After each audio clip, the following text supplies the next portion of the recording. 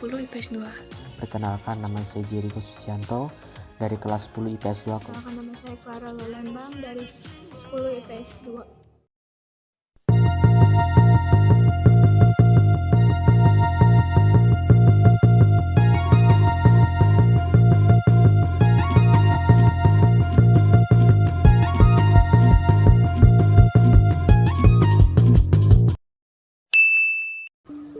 Oke, balik ke topik lagi. Sekarang mau bahas planet apa aja?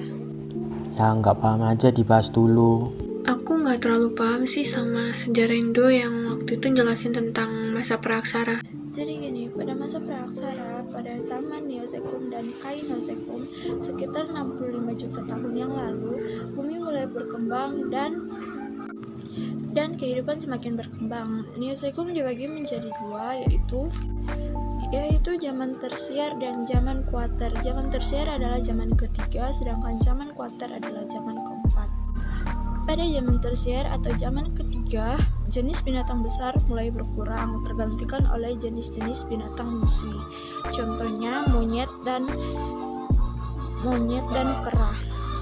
Terus untuk fosil manusia purba, Jenis fosil manusia purba pertama adalah Meganthropus paleostefanus. Ini adalah manusia purba paling tua di Jawa yang memiliki badan besar dan kekar.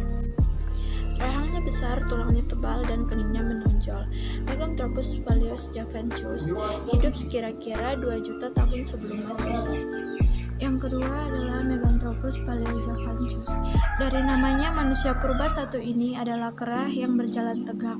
Tingginya sekitar 165-180 cm. Fosilnya ditemukan oleh Eugene de Bois di Trinil dekat Bagawan Solo. Gimana, udah paham kan?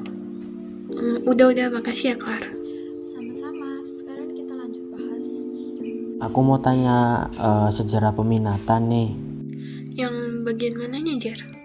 Yang sejarah peninggalan dan bukti-bukti yang ada di Kerajaan Majapahit. Aku jelasin dari sejarahnya dulu.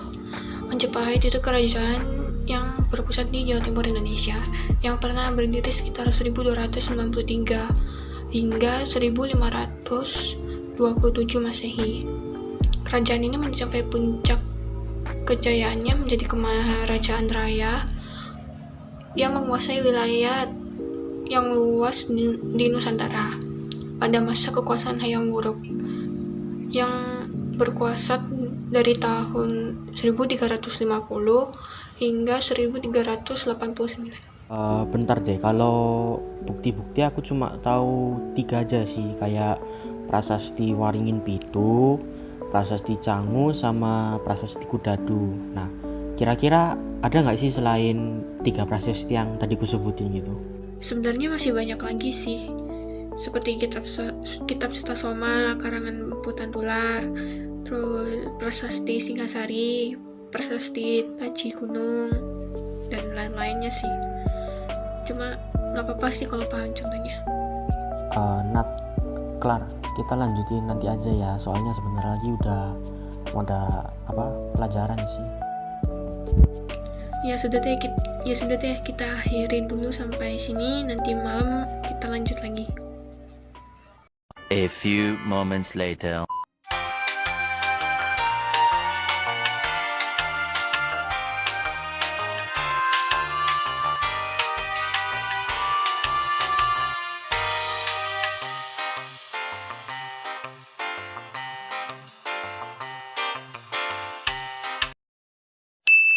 Malam guys, kita mau belajar apa dulu nih? Seni budaya atau geografi?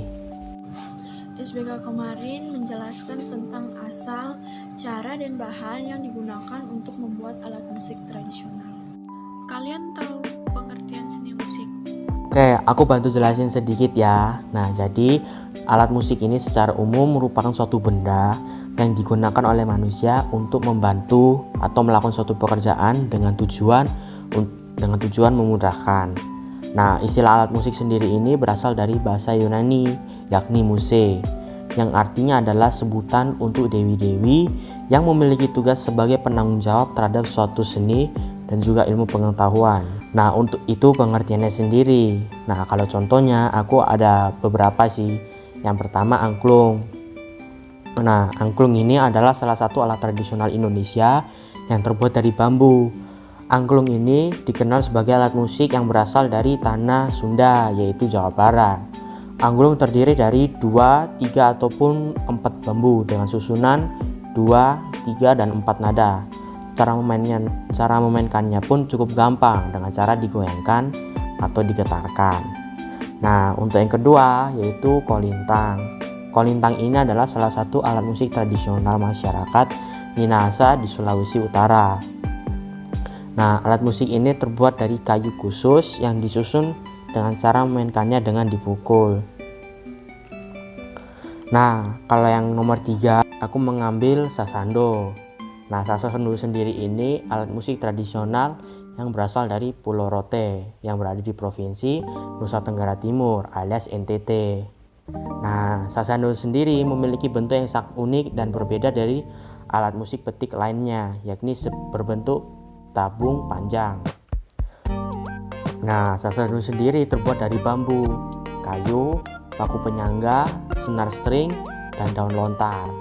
Cara memainkannya adalah menggunakan kedua tangan untuk memetik dawainya. Pelajaran selanjutnya tuh geografi. Geografi itu materinya tentang jelasin planet gitu.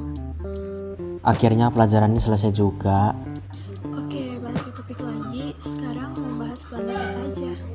Yang simple aja sih, kayak matahari, bumi, bulan, dan Venus gitu aja sih. Planet itu sebenarnya ada 8 aja sih, Jer. Kayak Merkurius, Venus, Bumi, Mars, terus Jupiter, Saturnus, Uranus, Neptunus. Kalau matahari sama bulan itu cuma satelit aja. Planet merupakan suatu benda angkasa yang berevolusi atau juga beredar mengelilingi matahari. Ia ialah sebagai pusat dari tata surya. Atau planet ini dapat diartikan sebagai benda angkasa yang tidak dapat menghasilkan cahaya, berbentuk bulat, juga mengelilingi matahari. Untuk planet yang pertama adalah Merkurius, planet yang tidak mempunyai satelit dan jaraknya paling dekat dengan matahari. Jaraknya 58 juta kilometer dari matahari. Planet kedua, Venus, planet yang tidak mempunyai satelit dan jaraknya dari matahari sekitar 12.100 km. Venus membutuhkan waktu sekitar 225 hari untuk mengelilingi matahari. Yang ketiga, Bumi, planet yang mempunyai kehidupan dan berjarak sekitar 150 juta kilometer dari matahari. Waktu yang diperlukan Bumi sekali mengelilingi matahari 365 hari. Bumi mempunyai satu satelit alami, yakni bulan. Oke, pelajaran terakhir nih bahasa Indonesia. Ini tuh membahas tentang cerita rakyat, pengertiannya juga, terus contoh-contoh cerita rakyatnya. Mungkin Clara bisa jelasin, nanti contohnya disambung sama Jericho. Memangnya aku nanti bakal cerita apa nih? Timun Mas. Cerita rakyat adalah cerita yang berasal dari masa lampau, yang kerap diperkenalkan kepada generasi berikutnya. Hal tersebut merupakan ciri khas khusus untuk negara yang memiliki beragam budaya dan sejarah seperti yang dimiliki Indonesia. Dalam cerita rakyat, biasanya menceritakan suatu tempat dan asal, muasal tokoh-tokoh yang dimunculkan pada cerita rakyat tersebut. Bisa sesuatu dalam bentuk manusia, binatang, dan sesuatu yang gaib lainnya. Isi cerita rakyat yang ada itu sudah berkembang di tengah masyarakat. Cerita ini juga sudah ada sejak zaman dulu. Jadi cerita rakyat ini sudah turun-temurun dan disebarluaskan secara lisan melalui mulut ke mulut. Pengertian cerita rakyat menurut para ahli, Amis Dananjaya. Cerita rakyat adalah kisah mengenai perjuangan cinta kasih yang tergolong sebagai karya sastra dalam bentuk faktor yang digariskan secara turun-temurun. Untuk ciri-ciri cerita rakyat disampaikan secara lisan, disampaikan secara turun-temurun, tidak diketahui siapa pertama kali membuatnya, dan untuk fungsinya sarana pendidikan. Jadi pada dasarnya cerita rakyat ingin menyampaikan pesan atau amanat yang dapat bermanfaat bagi otak dan kepribadian para pendengarnya. Sarana pendidikan. Jadi pada dasarnya cerita rakyat ingin menyampaikan pesan atau amanat yang dapat bermanfaat bagi otak dan kepribadian para pendengarnya.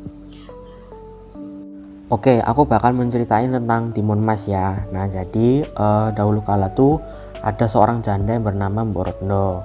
Dia tidak mempunyai anak. Nah, kemudian setelah dia berdoa, ia berjalan di hutan dan berjumpa raksasa dan diberi biji timun emas. Raksasa akan mengabulkan doa Mbok Retno agar mempunyai anak, tetapi ia harus memberikan lagi kepada raksasa apabila anak tersebut sudah remaja.